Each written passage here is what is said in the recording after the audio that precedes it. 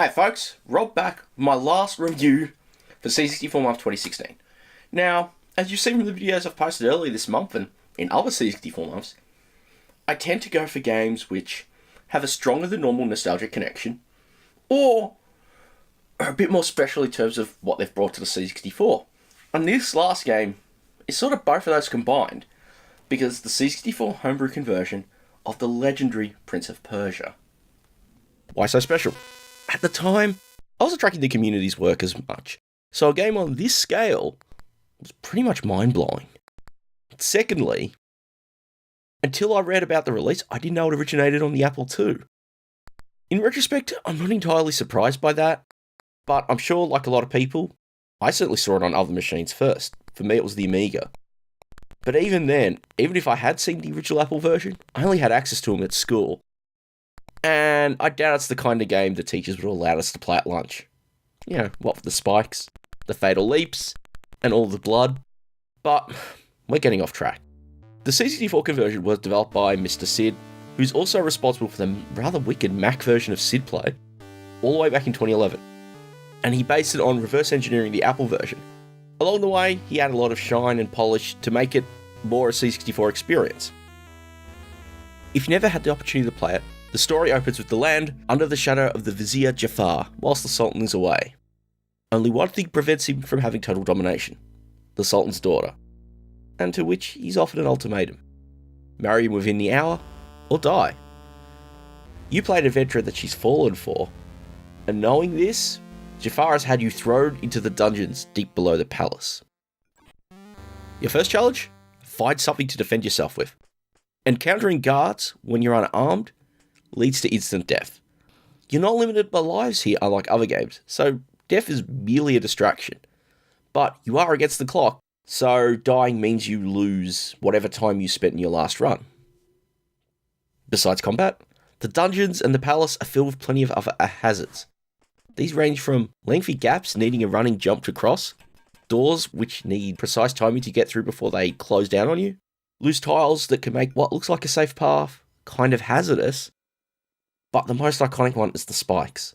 These slide up out of the ground as you get close, and if you're not ready for them, bam! The hapless prince gets an impromptu piercing session. Mastering each level is really about two things. The first, learning the right route to get to the exit, including which of the pressure plates will help and hinder. You'll also want to know where the potions are lying about.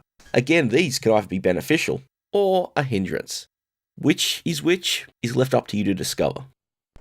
For a game which is about precise jumping and moving, the controls have to be responsive. Thankfully, they've been nailed here, and they use the joystick pretty well. Movement-wise, you can move either a step at a time, which is necessary to cross some hazards, or you can run at full speed. You can perform a standing jump, a small bound, or a running leap. Finally, you've got the ability to climb up and down ledges, and even to make a last-ditch grasp if you make a jump that it falls short. Combat-wise, it's all about the essentials here, either moving towards or away from your attacker, making an offensive thrust with your sword, or using it to perform a defensive block. Thus, in combat, it's all about timing your blocks to avoid being hit, then hitting with an offensive thrust at the right moment. For me though, playing for the review, combat rapidly degenerates into a significant source of frustration. I found myself continuing blocking attacks, and really never being able to get a hit without being cut to shreds. Though, on more positive front, presentation is outstanding. Though being developed for the Easy Flash cartridge system, that's no surprise.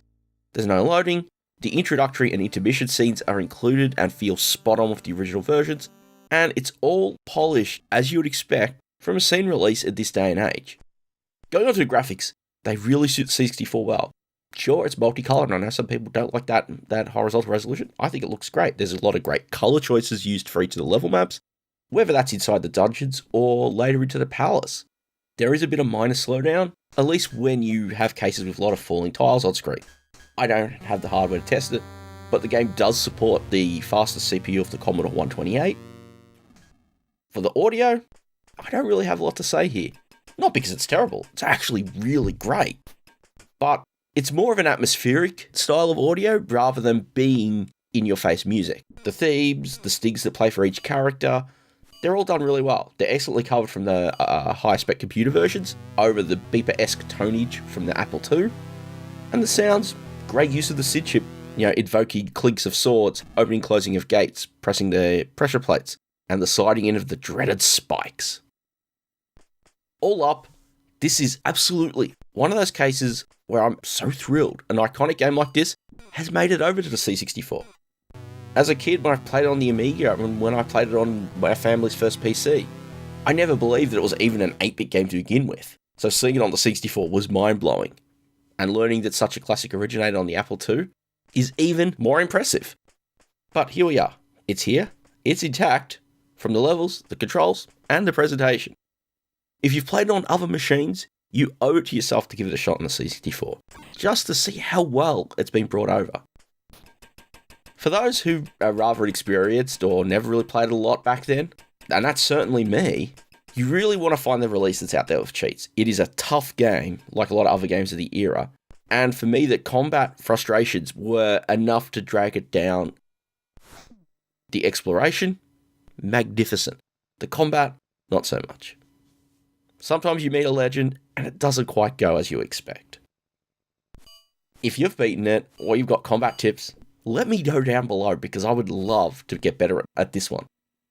And if you've played it elsewhere, how do you think it compares? I think it carries the legacy nicely, but I'd love to hear what you think as well. So as always, thanks again for watching. I hope you enjoyed this look at such a great game. Please do leave a thumbs up if you enjoyed it, and some comments.